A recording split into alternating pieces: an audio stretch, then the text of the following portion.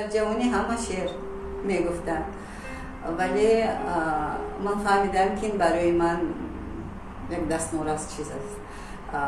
برای شعر نوشتن خیلی باید تیار باشید و اون ادبیات بزرگی داریم و امروز هم خیلی جوانای خیلی زیاد داریم و شاعر و نویسنده هایی که در پیش چشم ما گذاشتن و رفتن و اونها برابر شدن خیلی مشکل است.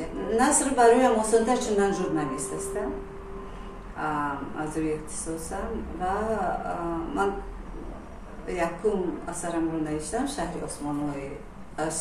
آرمان‌های سبز و فهمیدم که من میتوانم، چون از یکم اثرم من جایزه گرفتم، هرچند که گفته ایستادم که این برای من مهم نیست، ولی این به من قوت بخشید و من من بعد فهمیدم که من میتوانم با قوی تاجیکو میشد است. بهترین و میدونیم که نخست شما از نوشتن یک حکایه یا قصه های خرد و حتی افسانه ها شروع کردید. اطلاع یافتیم که شما حتی با نوشتن قصه های بزرگ از جمله رمان هم شروع کردید.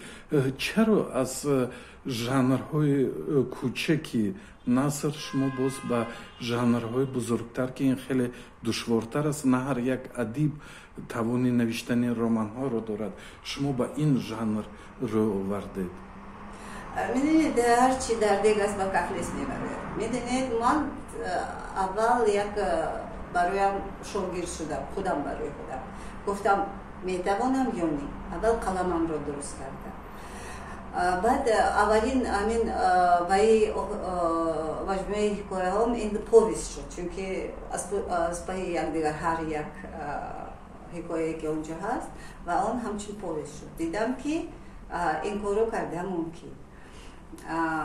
بعد از این با چند پویست نوشتم، بعد رمان نوشتم و میدونید اگر آدم همون حکایه نوشته کنه رمان هم نوشته کنه. زمانی در ژانر فانتزی استاد عبدالملک بهاری خیلی مشهور بودن، ولی بعد از اون کس هیچ ادیبی با ادیب تاجیک منظورم با این ژانر تقریبا که روی نآورده. انا من کوشش کردم نوشتم و توانستم، چون خواننده هم خیلی خرسند از این اثر من. یک سوال دارم، شما که عضو سازمان ها و گیلدهای مختلفی ادبی و هنری در خارج تاجیکستان هستید، از جمله گیلد ادیبان اوراسیا و در لندن و در کانادا، در روسیه. ولی شما عضو اتحاد ادیبان تاجیکستان هستید؟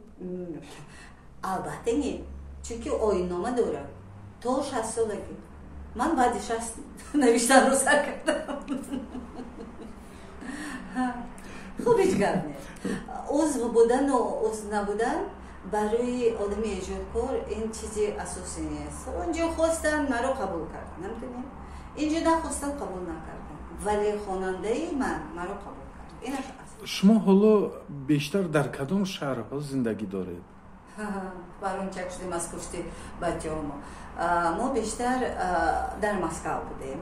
حالا بعد سنی پسر کردیم ما رو به لندن برد، از اونجا حاضر کوچید و ما رو هم با هم گرفت به دوبای. میدونید خیلی شما حالا در دوبای هستید؟ در دوبای، هم در دیگر جایی که بچه هم هستن.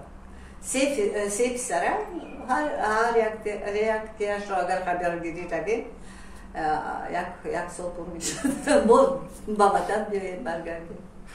و شما همسری بستگاری از همه مشهور تاجیک طالب خان شهیدی هستید و آیا نفوذ اون کس که یک در سطح جهانی بستگاری معروف هستند شهرت شما به عنوان ادیب رو زیر سایه نمیگذارد؟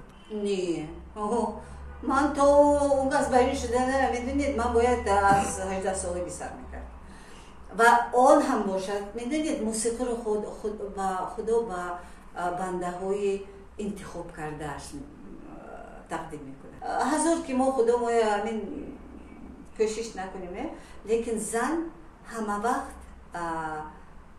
мешукуфад ва ном дорад агар дар наздаш шаҳри хубу самимию як шаҳре ки метавонӣ бо он фахр кунӣ, на фақат бо он ки номи баланд дорад, бо он ки хуб аст.